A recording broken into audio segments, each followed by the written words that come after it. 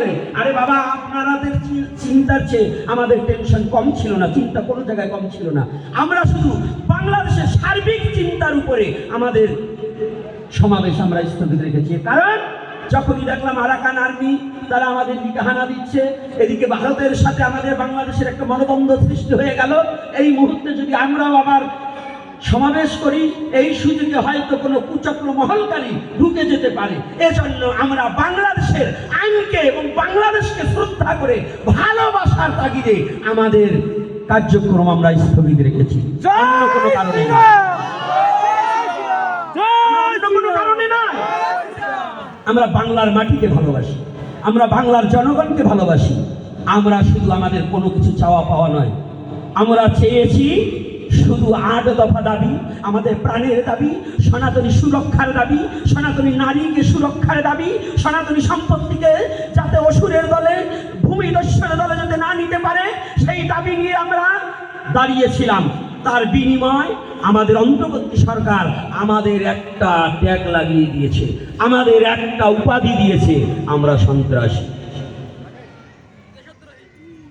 আমরা দেশদ্রোহী। আরগুলো ওনার চোখে পড়ে নাই। বোধ হয় জাপান কিংবা চীন থেকে একটা পাওয়ারওয়ালা ভালো চশমা দিলে ওটা চোখে পড়ত, আরগুলো চোখে পড়ে নাই, আমাদেরটা চোখে পড়েছে। সন্ত্রাসী কার্যকলাপ কারা করেছে? এই বাংলার অস্থিতিশীল পরিস্থিতি কারা করেছে? সনাতনীরা করেনি। আজকে আলিফ হত্যার মামলার দায়ে আমাদের চিন্ময় কৃষ্ণ দাসকে যে জেলে হাজতে পুরে রাখা হয়েছে, এই আলিফ হত্যার পিছনে তারাই জড়িত আছে। এটা কিন্তু তদন্ত কমিটি এখন ইস্তফা দিয়ে চলে যাচ্ছে, কোন সনাতনী তার পিছনে নেই।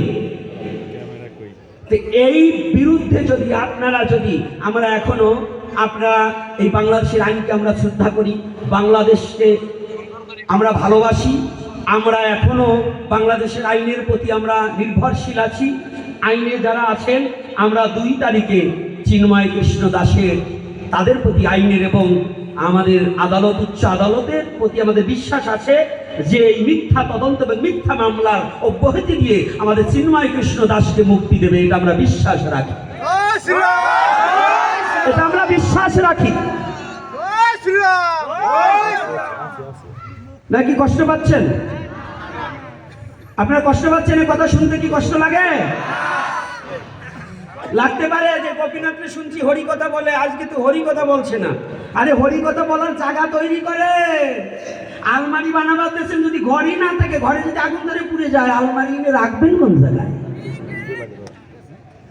রাখবেন কোন জায়গায়?